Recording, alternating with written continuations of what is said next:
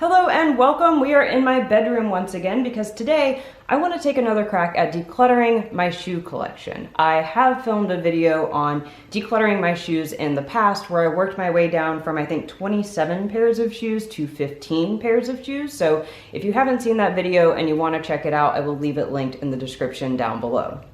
That video is also where I share a tip that I think is particularly useful if you're in a situation where you have a ton of shoes and you want to downsize. So if that's the boat you're in, go check out that other video.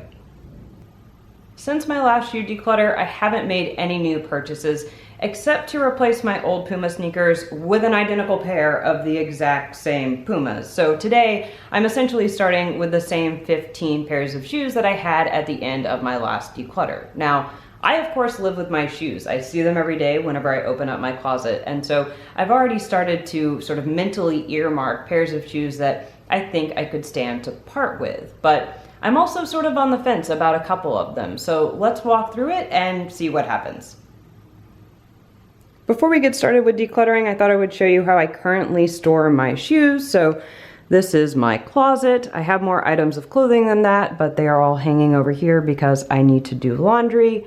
And my top shelf is a little bit in flux because I am trying to use these smaller velvet navy boxes instead of the big huge white boxes that I used up here previously. So my sweaters are out and my trial separation box is a little bit in flux, but this is sort of generally what happens in my closet. So down here I have this white shoe rack that I got from IKEA. And over here in the corner, I have my tall winter riding boots. I usually store these in the front closet, but I'm trying to keep everything together. So this is the starting situation. Up first, we have boots, and I have 3 pairs of boots. So starting over here on the right, I have a pair of black ankle boots, and I wear these all the time. I wear them so much I actually recently broke the pull tab in the back that makes them easier to slip on and off, but I'm going to try to get them repaired, and if I can't, then I will look for their replacements. Next, we have some tall brown leather riding boots. I actually received these from my husband a couple of Christmases ago because I asked for tall brown leather riding boots, and these are what he got me. I really like the style of them, but this top part, I'm 5'1", and so this little extra material up here kind of cuts into my knees, and so I never reach for them. I feel a bit guilty for never having worn them and guilty for hanging on to them, and so this is sort of a no-win situation, and these guys can go. And then these black riding boots, I'm not 100% in love with anymore, but this past season I already started looking for their replacements and I haven't successfully found anything else that I like better. So I do like having a pair of tall riding boots. I think they're very warm and they will suffice until I can find their replacements. But for now, I'm going to hang on to these 2 and get rid of these guys. Next up, we have trainers, sneakers, tennis shoes, whatever you call these types of shoes, and I have 3. I have a black pair of shoes that I wear to the gym. They're really light and comfortable and still in good condition. I have a pair of all white slip-on sneakers that I don't wear terribly often, but I think they're really interesting and I do really enjoy them whenever I get a chance to wear them. And finally, I have my trusty Pumas. These are the shoes that I go out and buy an identical pair of every time they die, which isn't too often, every couple of years, so I will be very sad if Puma ever stops making those. This category is really easy. I'm keeping all 3. Next up, we have closed-toed flats, which may be a bit of a superfluous qualifier because all of my shoes are flat, but let's continue. I have these black smoking slippers with these embroidered gold leopards on them, and I have these tan flats as well. I like both of these shoes in theory, but I find that I never reach for them because every time I wear them, my feet feel really sweaty and uncomfortable, and that may be partially my fault because I don't own socks that can be worn with shoes like this, but I'm also not particularly inclined to go buy socks that might help this situation. So both of these shoes are going. Goodbye, beautiful leopard shoes.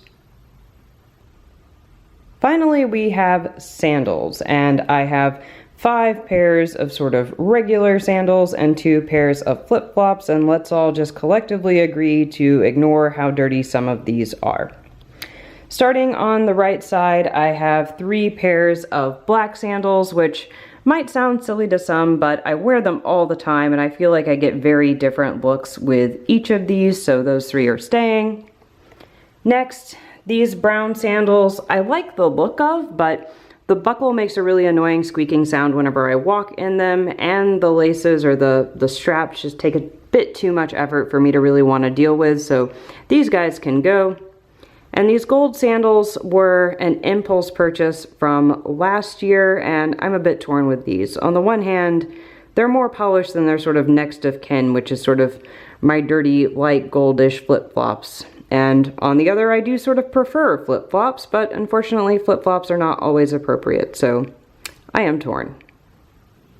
Well, trying them on was a mistake because now I think I should keep them.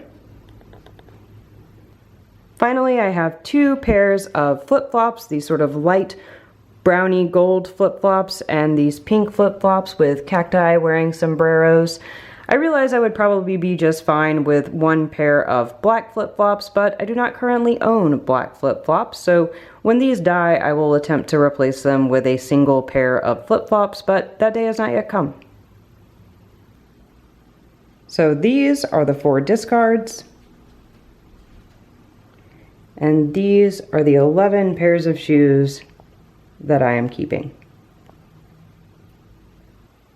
Alright, I am finished for the day and I am left with 11 pairs of shoes. I do wish I had hit 10, but that's only sort of for the sake of round numbers. Otherwise, I'm very happy with what I have left. And I'm getting rid of 4 pairs of shoes that I wasn't using and they were just taking up space. And speaking of space, I've actually also decided to remove the shoe rack from my closet. Now, it doesn't look great, but I am hoping that this will help to motivate me in the future to continue downsizing my shoe collection so that all the shoes I have fit comfortably in my closet in the space that I have without needing sort of an additional thing to help keep them organized.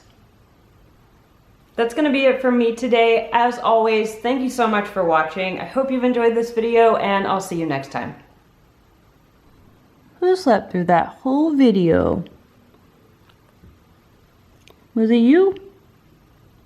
Yeah.